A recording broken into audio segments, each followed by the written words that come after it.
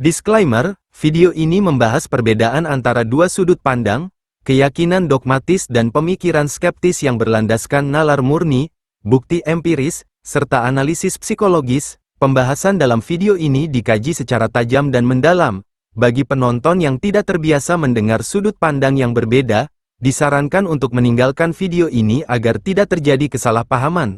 Tujuan dari video ini adalah untuk membantu kedua belah pihak memahami sudut pandang lawan bicara dengan lebih baik.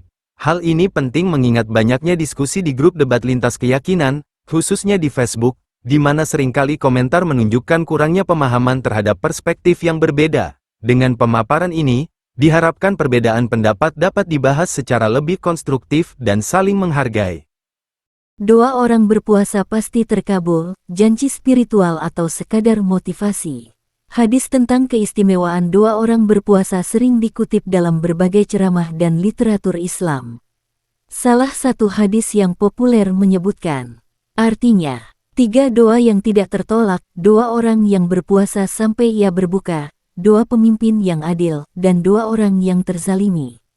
Hadis riwayat Tirmidzi dan Ibnu Majah dan Ahmad. Hadis ini memberikan kepastian bahwa doa orang yang berpuasa pasti dikabulkan. Namun, jika kita melihat kenyataan, banyak umat muslim yang tetap hidup dalam kemiskinan, penderitaan, dan penyakit meskipun mereka berpuasa setiap tahun dan berdoa dengan sungguh-sungguh. Apakah ini berarti mereka lupa berdoa? Ataukah hadis ini harus dipahami dengan cara lain? Syarah ulama menyelamatkan makna hadis. Para ulama memberikan berbagai penafsiran terhadap hadis ini agar tampak selaras dengan kenyataan. Mereka mengandalkan olah kata dan seringkali mencari ayat atau hadis lain sebagai pendukung, tanpa mencurigai bahwa ayat-ayat atau hadis tersebut mungkin hanya merupakan konstruksi untuk sekadar mempertahankan keyakinan secara psikologis yang disediakan oleh para pemimpin agama, supaya tetap diyakini sebagai wahyu. Beberapa penjelasan mereka antara lain, doa dikabulkan dalam bentuk berbeda.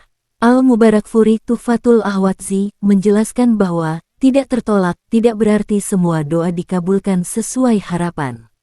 Bisa jadi doa dikabulkan langsung, ditunda hingga waktu yang lebih baik, diganti dengan sesuatu yang lebih baik, dijadikan sebagai penghapus dosa. Al-Mubarakfuri menetapkan syarat yang sulit bahkan tidak dapat terukur secara pasti, maka hadis dapat terhindar dari kritik tajam yang mampu menggoyahkan iman. Syarat-syarat diterimanya doa. An-Nawawi Al-Minhaj, Syarah Sahih Muslim menegaskan bahwa doa bisa tertolak jika tidak dilakukan dengan keyakinan penuh. Orang yang berdoa mengonsumsi makanan atau harta haram. Doa mengandung permintaan yang bertentangan dengan syariat.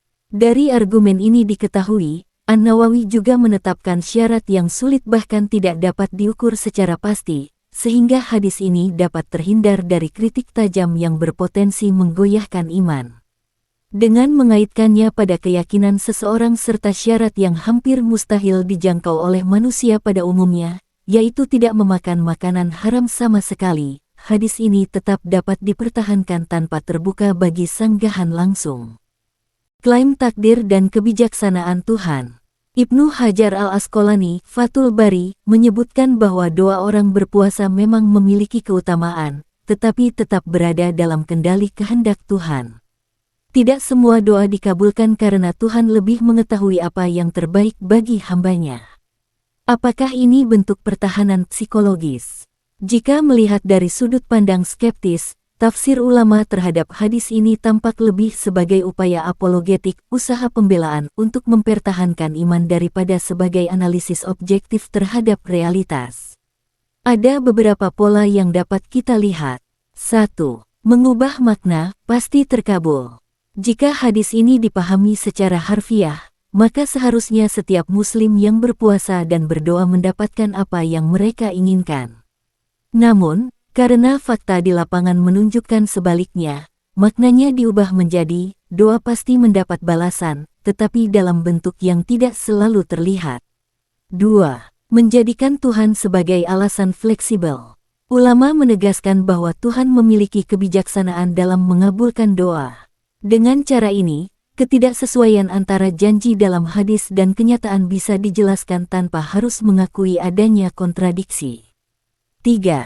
Menempatkan kesalahan pada individu. Jika doa tidak terkabul, yang disalahkan bukanlah hadisnya, melainkan orang yang berdoa. Mungkin ia kurang ikhlas, makanannya haram, atau belum waktunya mendapatkan apa yang diminta. Syarat-syarat ini tidak terukur secara pasti dan hampir mustahil dipenuhi, sehingga hadis dapat terhindar dari kritik tajam. Ini adalah bentuk self-blaming yang membuat orang tetap percaya pada hadis tanpa mempertanyakan kebenarannya. Kesimpulan, janji spiritual atau sekadar motivasi. Hadis tentang doa orang berpuasa pasti terkabul lebih berfungsi sebagai motivasi spiritual daripada janji literal yang bisa diuji kebenarannya. Jika doa benar-benar pasti dikabulkan dalam arti nyata, seharusnya tidak ada lagi orang miskin dan sakit di antara mereka yang berpuasa dan berdoa setiap Ramadan. Namun, karena realitas menunjukkan sebaliknya, maknanya dibuat lebih fleksibel agar tetap bisa diterima. Dari sudut pandang keimanan, ini adalah bentuk tafsir untuk menjaga keyakinan tetap utuh. Namun, dari perspektif skeptis, ini bisa dilihat sebagai mekanisme pertahanan psikologis yang menghindari pengakuan bahwa ada ketidaksesuaian antara klaim agama dan realitas yang terjadi. Pada akhirnya, apakah seseorang menerima hadis ini sebagai kebenaran mutlak atau sekadar motivasi tergantung pada bagaimana mereka memandang hubungan antara agama dan kenyataan.